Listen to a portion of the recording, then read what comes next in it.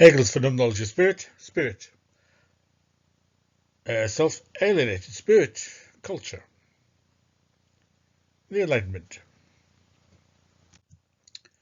The peculiar object against which pure insight directs the power of the notion is faith, which is the form of pure consciousness confronting it in the same element, but it also has a relation to the actual world, for like faith it is the return from the actual world into pure consciousness.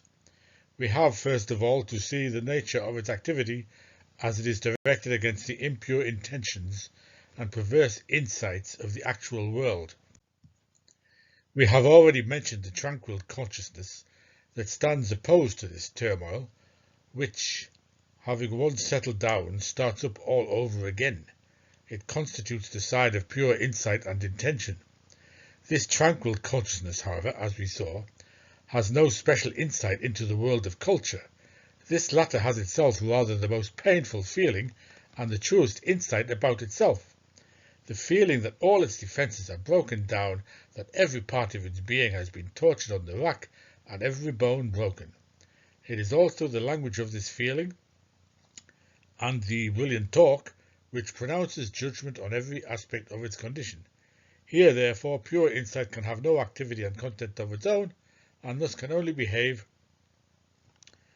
as the formal and faithful apprehension of its own brilliant insight into the world and of its own peculiar language. Since this language is that of a distracted mind, and the pronouncement only some twaddle uttered on the spur of the moment, which is again quickly forgotten, and exists as a whole only for a third consciousness, this latter can only be distinguished as pure insight if it brings these scattered traits into a general picture and then makes them into an insight for everyone. By this simple means it will clear up the confusion of this world, for we have found that it is not the groups and the specific notions and individualities that are the essence of actuality, of this actuality, but that this has its substance and support solely in the spirit which exists qua judging and discussing, and that the interest of having a content for this argumentation and chatter alone preserves the whole and the groups into which it is articulated.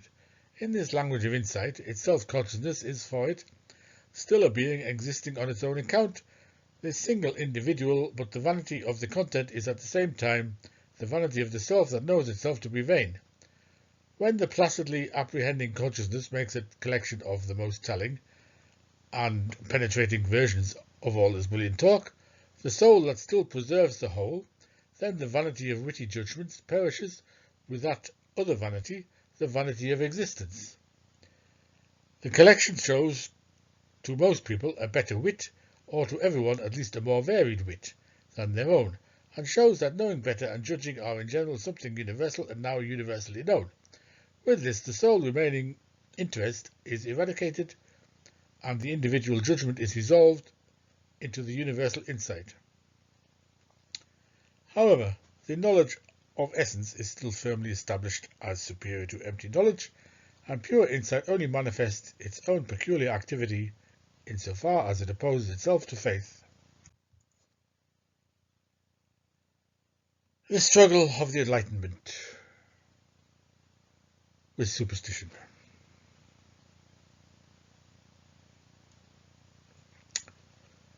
Which I believe we are still going through. The various modes of the negative attitude of consciousness, the attitude of skepticism and that of theoretical and practical idealism, are inferior shapes compared to that of pure insight and its diffusion of the Enlightenment. For pure insight is born of the substance of spirit, knows the pure self of consciousness to be absolute, and enters in dispute with the pure consciousness of the absolute essence of all reality. Since faith and insight are the same pure consciousness, but as regards form are opposed, the essence is for faith mere thought, not notion, and is therefore the sheer opposite of self-consciousness, whereas for pure insight the essence is the self. Their nature is such that each is for the other the sheer negative of it in their appearance. As mutually opposed, all content falls to faith, for each moment in its tranquil element of thought obtains an enduring being. Pure insight, however, is in the first instance devoid of content and is rather the pure vanishing of it. But by the negative movement towards what is negative to it, it will realize itself and give itself a content. It knows that faith is opposed to pure insight, opposed to reason and truth, just as it sees faith in general to be a tissue of superstitions, prejudices and errors. So it further sees the consciousness of this content organized into a realm of error, in which false insight common to the mass of people is immediate, naive and unreflective, but also has within it the moment of reflection into self, or of self-consciousness, separated from its naivety, in the shape of an insight which remains independently in the background and an evil intention by which the general mass of the people is befuddled. The masses are the victims of the deception of a priesthood which, in its envious conceit, holds itself to be the sole possessor of insight and pursues its other selfish ends, as well at the same time it conspires with despotism, which as the synthetic non-notional unity of the real and this ideal realm, a curiously inconsistent entity, stands above the bad insight of the multitude and the bad intentions of the priests, and yet unties and yet unites both within itself. From the stupidity and confusion of the people, brought about by the trickery of priestcraft, despotism, which despises both,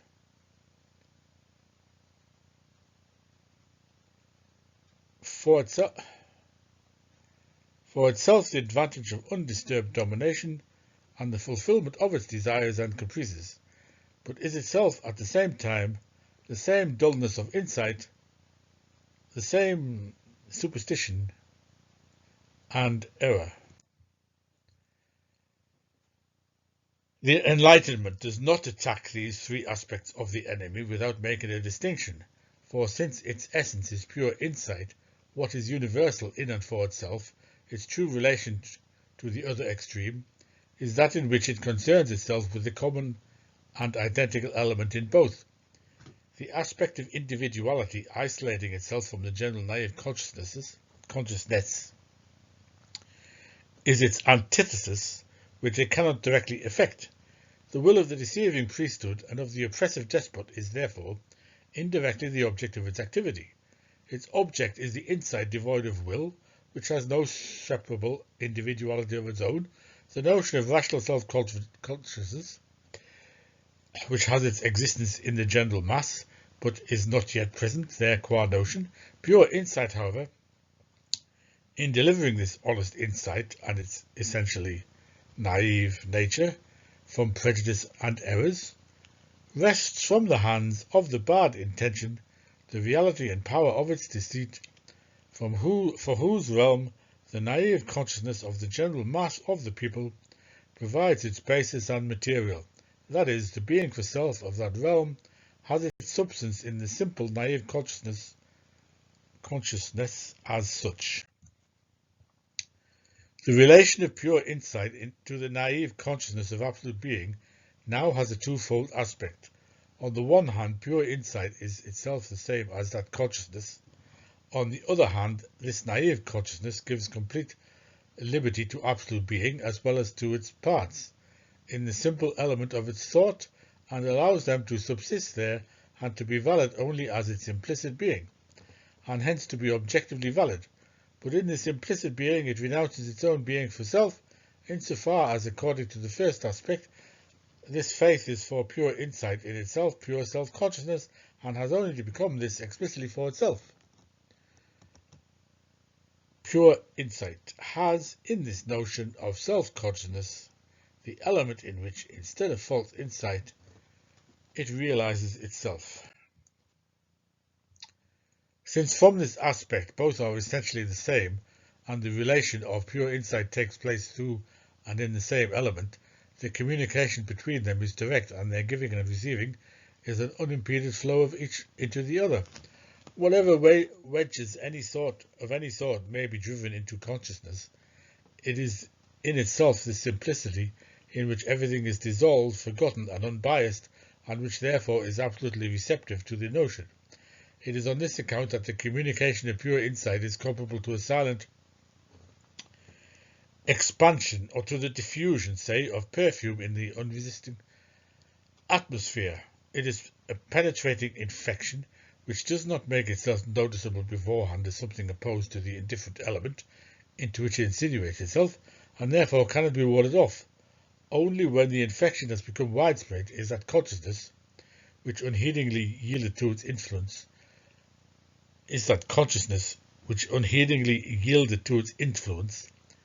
aware of it. For though the nature of what consciousness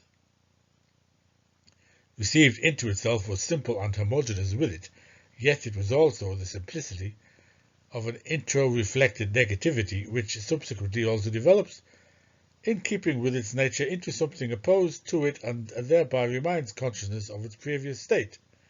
This simplicity is the notion, which is the simple knowing that knows itself and also its opposite, but knows its opposite to be reduced to a moment within it. Consequently, when consciousness does become aware of pure insight, the latter is already widespread. The struggle against it betrays the fact that infection has occurred. The struggle is too late, and every remedy adapted only aggravates the disease, for it has laid hold of the marrow of spiritual life, namely the notion of consciousness, or the pure essence itself of consciousness. Therefore, too, there is no power in consciousness which could overcome the disease, because this is present in the essence itself. Its manifestations, while still isolated, can be suppressed, and the superficial symptoms smothered. This is greatly to its advantage, for it does not now squander its power or show itself unworthy of its real nature, which is the case when it breaks out in symptoms and single eruptions antagonistic to the content of faith and to its connection with the reality of the world outside of it. Rather, being now an invisible and imperceptible spirit, it infiltrates the noble parts through and through, and soon has taken complete possession of all the vitals and members of the unconscious idol. Then one fine morning it gives its comrade a shove with the elbow, and bang, crash, the idol lies on the floor. That's a quotation from Diderot, Rameau's nephew. On one fine morning, whose noon is bloodless, if the infection has penetrated to every organ of spiritual life, memory alone then still preserves the dead form of the spirit's previous shape, as a vanished history, vanished one knows not how, and the new serpent of wisdom, raised on high for adoration, has in this way painlessly cast merely a withered skin. But this silent, ceaseless weaving of the spirit in the simple inwardness of its substance, spirit concealing its action from itself, is only one side of the realization of pure insight. Its diffusion consists not merely in the fact that like goes together with like, nor is it actualization merely an expansion in which there is no antithesis. On the contrary, the action of the negative essence is no less essentially a developed self-differentiating movement, which, being a conscious act, must give its moments a definite manifest existence, and must appear on the scene as a sheer uproar and a violent struggle with its antithesis. We have therefore to see how pure insight and intention behaves in its negative attitude to the other which it finds confronting it. Pure insight and intention which takes up a negative attitude can only be, since its notion is all essentiality, and there is nothing outside of it, the negative of itself. As insight, therefore, it becomes the negative of pure insight, becomes untruth and unreason, and as intention, it becomes the negative of pure intention, becomes a lie and insincerity of purpose.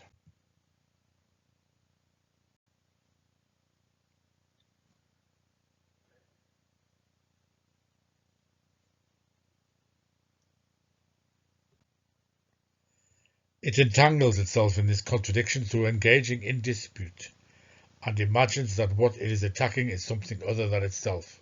It only imagines this, for its essence is absolute negativity, its essence as absolute negativity implies that it contains that otherness within itself. The absolute notion is the category. In that notion, knowing and the object known are the same. Consequently, what pure insight pronounces to be its other, what it asserts to be an error or a lie, can be nothing else but its own self. It can condemn only what it is itself. What is not rational has no truth, or what is not grasped conceptually is not. When therefore reason speaks of something other than itself, it speaks in fact only of itself. So doing, it does not go outside of itself. This struggle with its antithesis, therefore, also has the significance of being the actualization of insight, for this consists precisely in the process of developing the moments and taking them back into itself. One part of this process is the differentiation in which the intellectual insight confronts its own self as object. So long as it persists in this relationship, it is alienated from itself. As pure insight, it is devoid of a content. The process of its realization consists in its making itself its content, for nothing else can become its content because it is the self-consciousness of the category. But since in confronting the content, pure insight at first knows it only as a content, and not yet as its own self. It does not recognize itself in it. Complete insight is therefore attained when the content, which to begin with was objective to it, is recognized as its own. Its result, however, will thus be neither the re-establishment of the errors it struggles against, nor merely its original notion, but an insight which recognizes the absolute negation of itself to be its own actual existence, to be its own self, or an insight whose notion recognizes its own self. The nature of the struggle of the Enlightenment with errors, that of fighting itself in them and of condemning in them what it itself asserts, is explicit for us, and what Enlightenment and its struggle is in itself. It is the first aspect of this struggle, however, the defilement of Enlightenment through the adoption by its self-identical purity of a negative attitude, that is an object for faith, which therefore comes to know it as a falsehood, unreason, and as ill-intentioned, just as Enlightenment regards faith as error and prejudice. As regards its content, it is in the first instance an empty insight whose content appears to it to be something other than itself. Consequently, it finds it gives it in the shape of a it finds it given in the shape of a content which is not yet its own, as something that exists quite independently of it, finds it given in faith. The way, therefore, in which Enlightenment apprehends its object in the first instance, and generally, is that it takes it as pure insight, and not recognizing itself therein, declares it to be error. In insight as such, consciousness apprehends an object in such a way that it becomes the essence of consciousness, or becomes an object which consciousness permeates, in which consciousness preserves itself, abides with itself, and remains present to itself. And since it is thus the movement of the object brings it into existence, it is just this that Enlightenment rightly declares faith to be, when it says that what is for faith the absolute being is a being of its own consciousness, is its own thought, something that is the creation of consciousness itself. Thus, what Enlightenment declares to be an error and a fiction is the very same thing as Enlightenment itself is.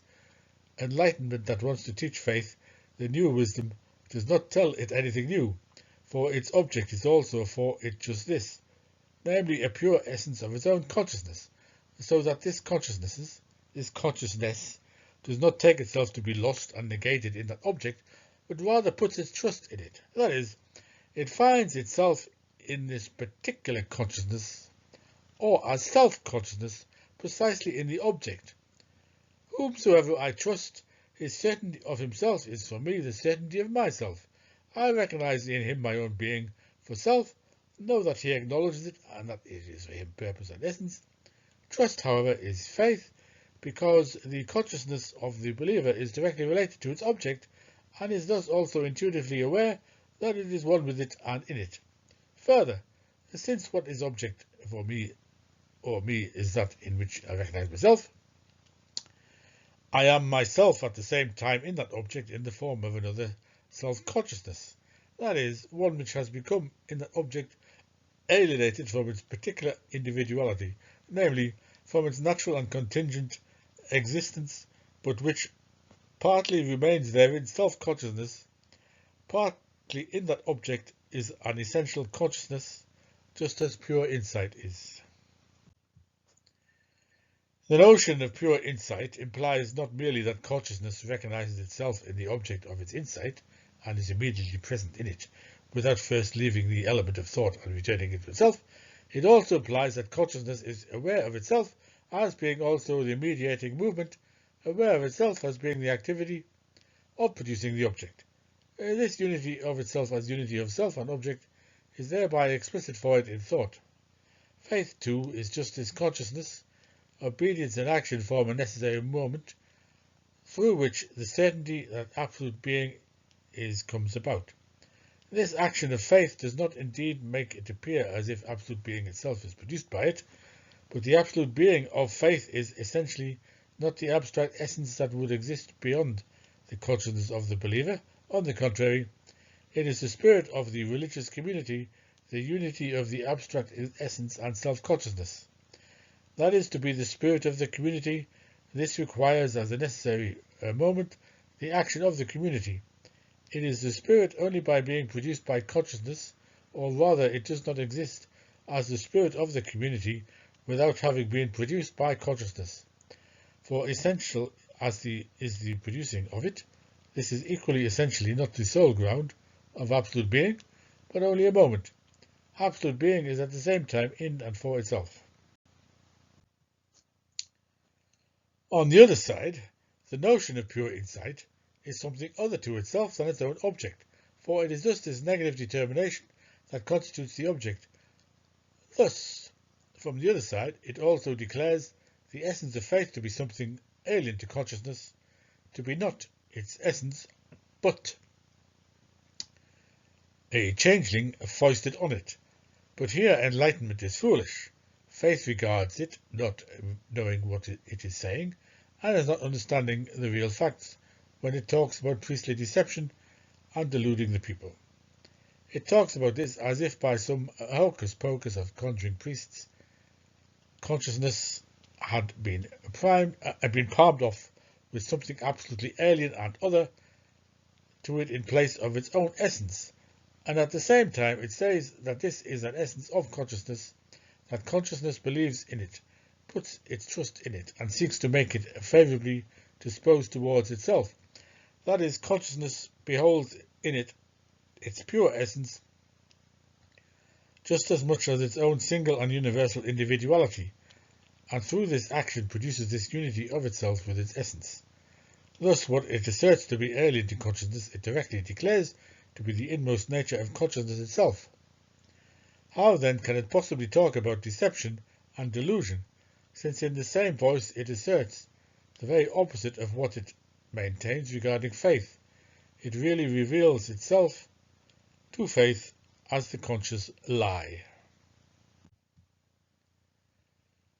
How are delusion and deception to take place?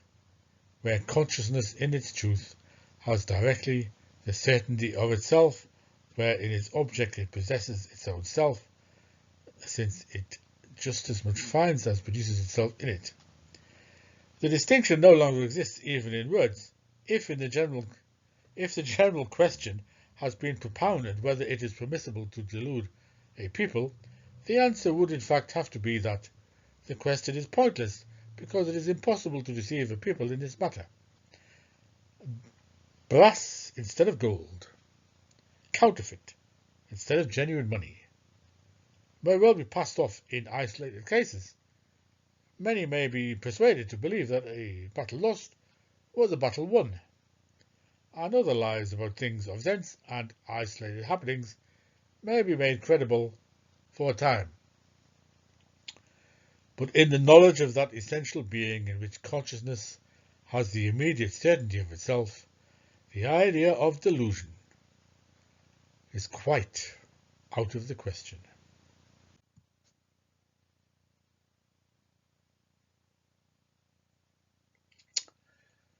Reading the Bible. Jean-Baptiste Greuze.